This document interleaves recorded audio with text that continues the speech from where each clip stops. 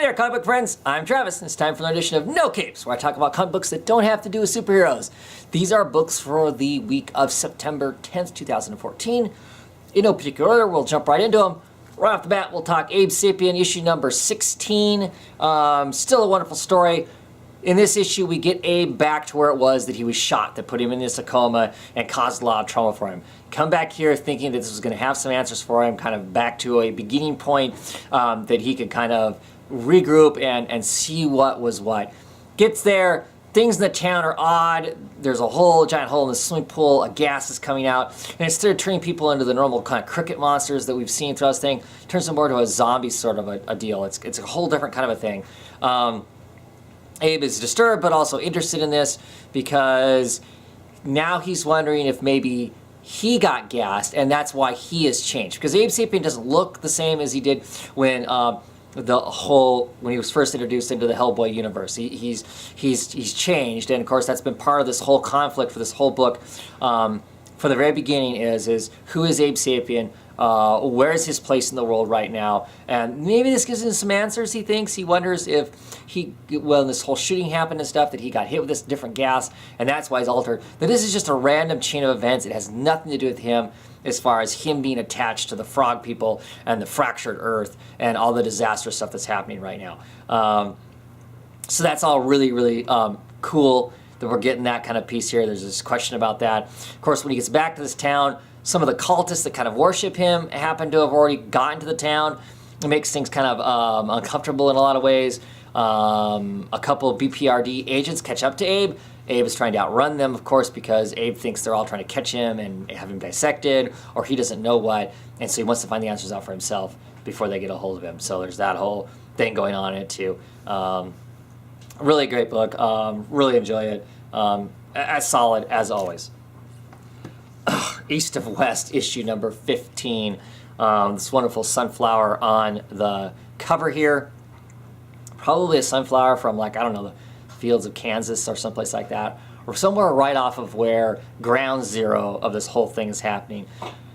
Incredible book. The last couple issues have been great, but this issue just kicks it up a huge, huge notch as we get back into the Beast, the Son of Death, is on the move now because he knows the three of the horsemen, the horsemen children, are coming to get him, and his way of handling them is brutal and efficient and very interesting.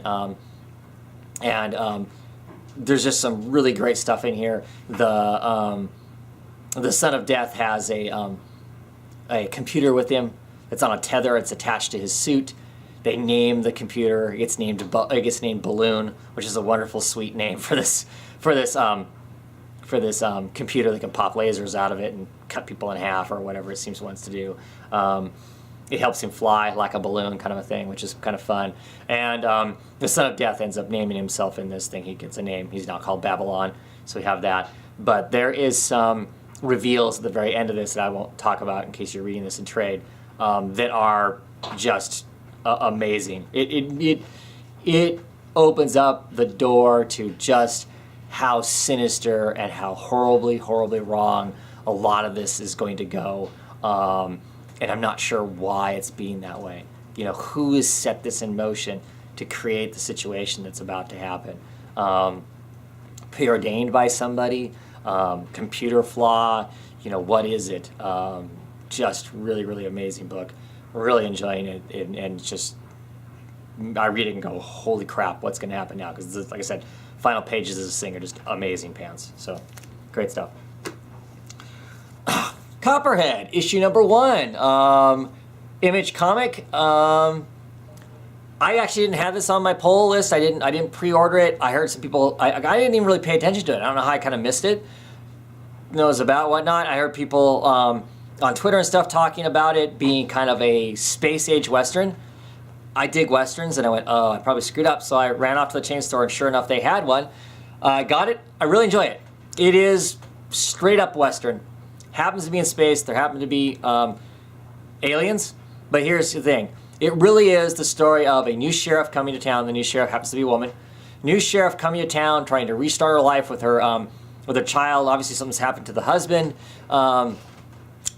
they've had difficulties where they were before.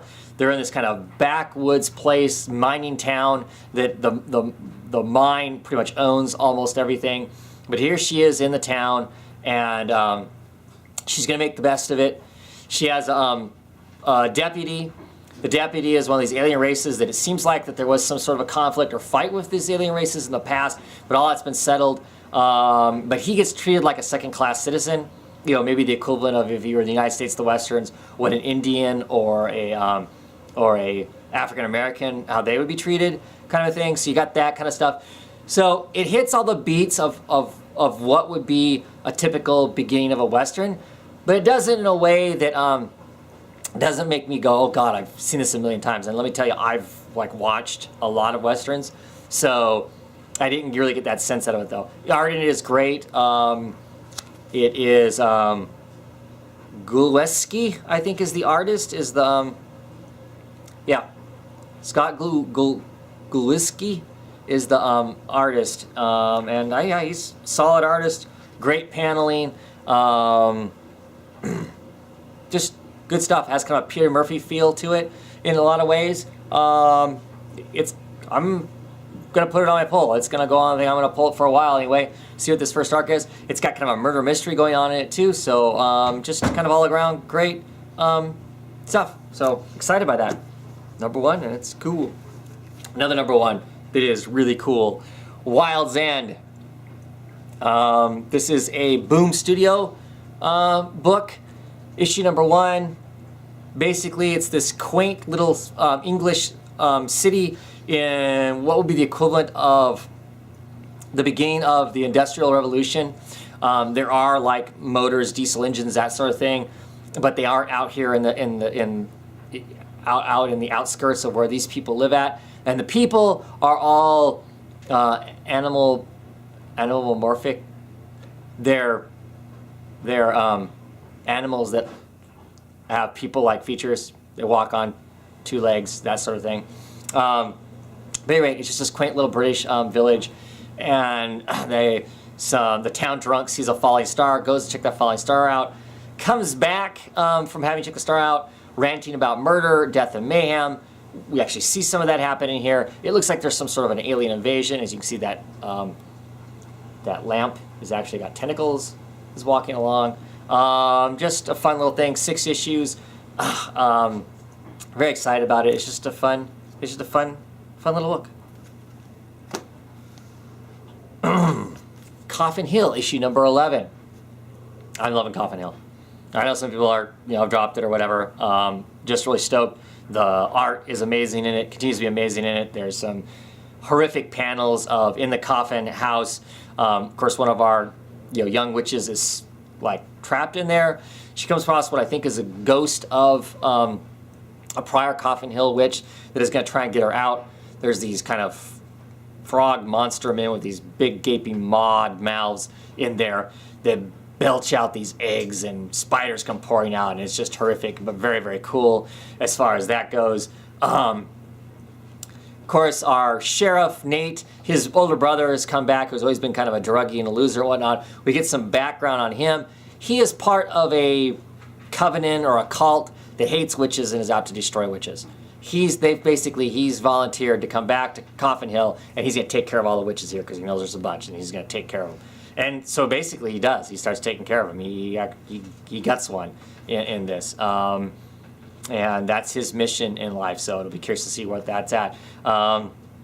We get a little more of Eve's story in this, as we get some more of the back history of what was happening while they were hunting the Ice Fisher King, or the Ice Fisher murderer. In this, some pretty screwed up relationships that start to happen in this issue. Very much enjoying it and looking forward to seeing, where it goes. And like I said, with just absolutely amazing pants type art in it. So, great stuff. Lazarus, issue number 11. Back to having excellent covers. This cover looks like a movie poster. I really dig it. We get to see another Lazarus in this, besides the one male one we've seen. This is from a family that they are in definite conflict with. That whole standoff of that Lazarus is really fascinating.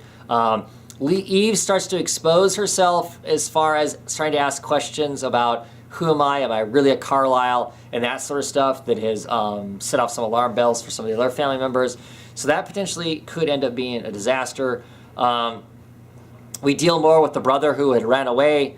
There's this whole large, coming up in the next couple issues, this family gathering, kind of in a neutral place to negotiate getting this brother back and what the terms are going to be and all that kind of stuff. And it's like the Carlisle, the head of the Carlisle family knew all this was kind of happen in some way, and he's okay with that because they're going to do some manipulating and some political stuff here and some power plays that all end up being pretty fascinating, I think.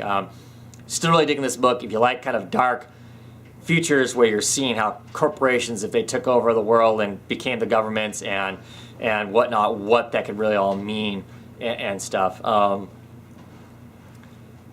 It's interesting. I'm curious to see what all directions that the writer Greg Rucka might take this book as far as exploring, what does it mean to be part of one of these families and all of that kind of stuff. Because I have some curious questions that next time I see Greg Rucka at one of these cons, I'm going to be asking about it if we're going to see some of this stuff. I mean, what's the purpose of amassing the kind of wealth and level of power that these people have?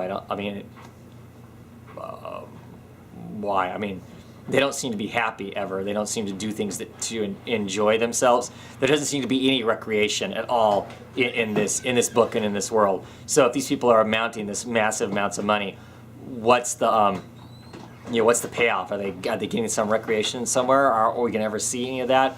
I know that maybe that changes the tone of the book some, but I'd be curious. It's stuff about the world I'm curious about. So we'll see if they explore it at some point. Anyway, still enjoying it. Really curious to see what happens in this new political machinations that are going on. So, Bunker issue number 6. Yet another really interesting issue because this whole kind of time travel. If you knew about your future, and you told your past self about it, but told them they had to stick to a certain timeline, how successful would that happen and whatnot? This issue kind of turns all of that really on its ears.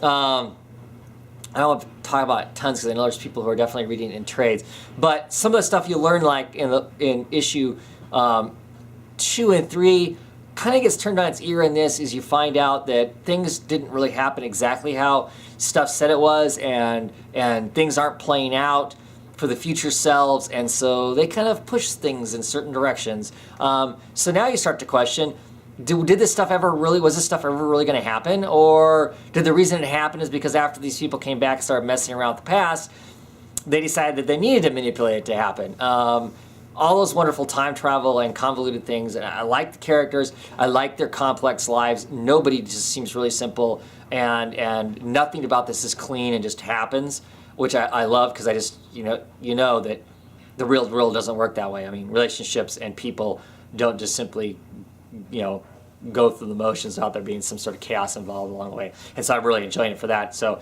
and digging the art. Great stuff. Suicide Risk, issue number 17, probably should have been in my Monster Comics reviews. It typically is. I guess I stuck it in this pile because it hasn't really had to do with superheroes for a while now. Interested in this story. I can't imagine where it's going to go now. We've got the two versions of the father figure in this fighting each other, while in the background, the place that held all these superpowered people and put them in the kind of alternate reality prison and lives that they're in, is now trying to figure out a way to write a law to execute all these people without technically executing them because their laws say that they can't. Simply put, I guess. It's still interesting. I don't know that it's like really gripping, but I'm just fascinated to see where it goes. Not a book you could just pick up. You pretty much have to read this thing from the beginning. We're on issue 17. I don't know if there's a projected, this is how many stories, how many issues this is going to be, or that kind of thing. After this is done playing out, where does the book go from here? I'm not sure, because it feels like this conflict's going to come to an end at some point. There's going to be some reconciliation here, and then I don't know what happens after that. Is there a story after that? So it'd be curious to see. But I'm looking forward to the reconciliation and seeing what that ends up really being. What's that really like? And finally, this time, Superannuated Man, issue number 3. Still really loving this thing. I don't know that's telling me a greater picture of a story. It's more just superb artwork in this silver age, this golden age sized book that just has some incredible stuff going on. Lots of it is just, stranger than strange. Wonderful picture of some all-star Converse. The story itself, I don't know how cohesive it is. It's about this guy named He, last of the humans in this place. Everybody else is these kind of biomanipulated, evolved animals, and the conflict between man and animal is still there. I'm really enjoying it. The art's great. It can have a weird story for all I care because the art's so amazing. So, not for everyone. I think if you checked out any of the image books from about 2 months ago, you can see a sample of this book in there. Check that out. See if it's something you're interested in. I don't know what the print run on this thing is. Maybe it's just something to wait for trade. I do have some of the other trades of some of this, some of Ted McKeever's work. I love those trades. Just strange but wonderful art with some just bizarre meanings behind some of the stuff, and you can get what you want out of it. Yeah, great stuff. That's it for the week. Have a great one, and I'll be back next week with all kinds of no capes. I know that Trees comes out, and Weekend of the Divine, and a whole bunch of other stuff comes out. So most of my pull is independent books, so it should be a great time. Anyway, what are y'all reading, independent-wise? They don't have to do with superheroes. Anything cool? Let me know. Talk to you later.